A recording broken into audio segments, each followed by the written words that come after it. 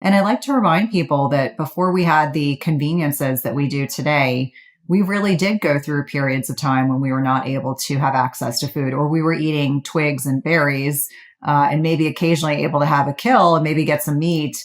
So when someone suggests that it's not a viable option, or it's not the antithesis of our kind of standard American diet, is really doing us a tremendous disservice, because the concept of eating frequently, too frequently, in fact, and eating hyperpalatable processed foods is doing far more detriment than the concept of eating less often within a prescribed feeding window or time frame.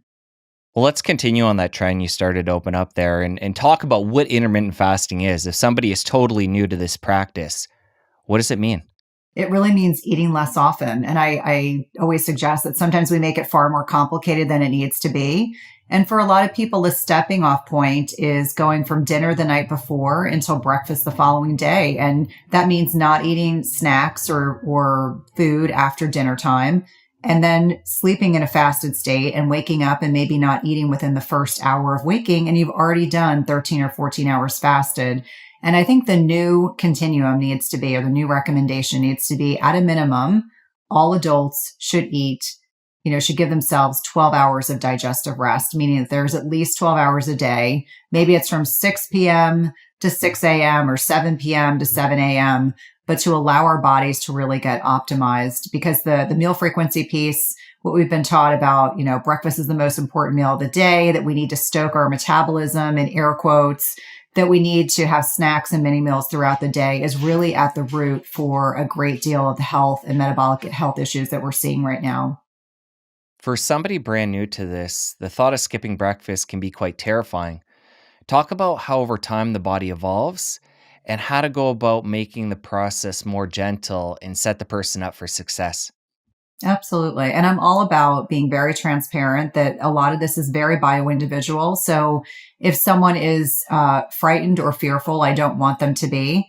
It really starts with the basics. So when we're first working together, the first thing I recommend is to stop snacking, because the snacking piece will force you to refortify what you are eating at your meals. So really focused on protein, non-starchy vegetables, healthy fats, the right types of fats, the right types of carbohydrates to keep you satiated between breakfast and lunch and dinner and breakfast. And that is the antithesis of the kind of Americanized standard American diet, where we're taught that, we want to eat every 2 to 3 hours. We want to eat with greater meal frequency, because ultimately what we want to train our body to do is to effectively utilize both fats, ketones, and carbohydrates or glucose as fuel sources. So you want to be able to use both. Most people are stuck in this carbohydrate burning mode, which is highly inefficient.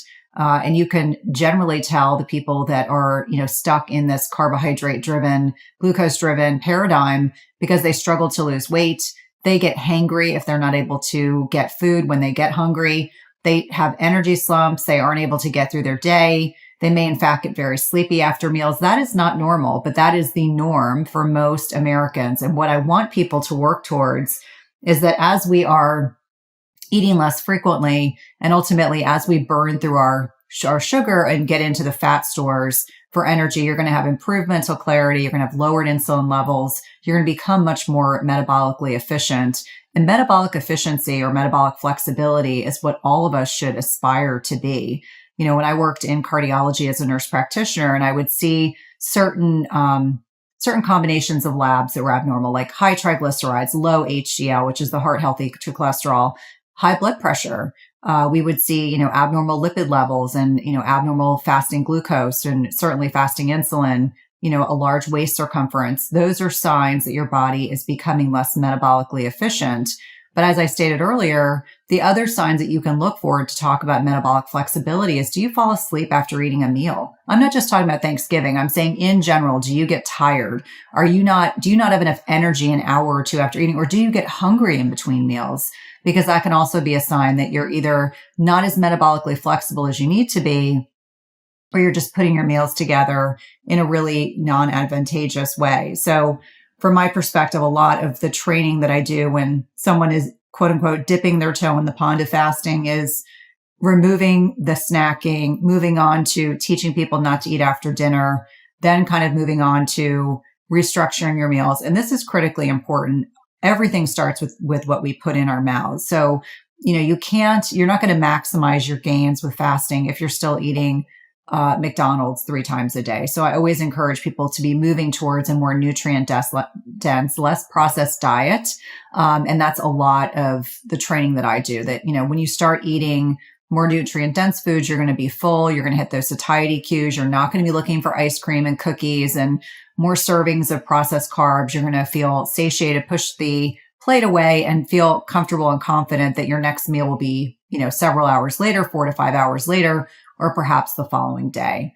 And so through several steps, we kind of move slowly through this process. I don't recommend that anyone go from being a couch potato, eating a standard American diet, and then immediately shift into trying to fast for 16 hours, because you will ultimately, unless you are a unicorn, you will ultimately kind of set yourself up for feeling pretty darn uncomfortable through that process. So we kind of do it slowly so that women will gain the confidence that they can ultimately continue to fast along this continuum and do it successfully. I'm excited to introduce you to Organifi Red Juice. This caffeine-free drink will give you an energy boost. It contains powerful adaptogens, made with real berries, and it's sweetened with monk fruit. Click the link in the description to save 20%. And now back to the show. So what I'm hearing you saying is that people should be afraid of skipping breakfast initially if they've been eating, very standard type foods and eating in a standard type way with snacking. You have a very slow approach to help people get to the point where they can skip breakfast and not sweat about it. Yeah. So I think there's a couple things that are important for people to understand. Fasting is not starving. So that's an important distinction, because people assume like, oh my gosh, if I'm not eating, I'm starving. No, they're very different. But understanding what you can consume in a fasted state, and that's plain coffee, bitter tea, so black tea, green tea. Bitter is better. And there's actually components, there are polyphenols, which are plant-based compounds, which are in both plain coffee, bitter teas that can upregulate fat oxidation, which means we can burn more fat. We definitely want to keep ourselves well hydrated. I don't believe in dry fasting. That's not something that I teach. And I'm a huge proponent of electrolytes. And electrolytes are things that you're probably familiar with, like high quality salt, magnesium, potassium chloride, etc. And in my 16 years working in cardiology, I'm ridiculously savvy with electrolytes. So first, understanding what you can consume in a fasted state, I think, is very important. Secondly, it's understanding that when you break your fast, the way that you want to structure your meals, and it may be that you go from dinner to breakfast at 8 a.m. So maybe you've gone 14 hours and you feel pretty good, that when you break your fast, you want to break your fast with some protein. Protein is the most satiating macronutrient. The other two macronutrients are fats and carbohydrates. I'm not anti-carb. I want to be very clear about that. But I think it's important to eat high quality carbohydrates. I lean into a lot of vegetables. Non-starchy vegetables is one example.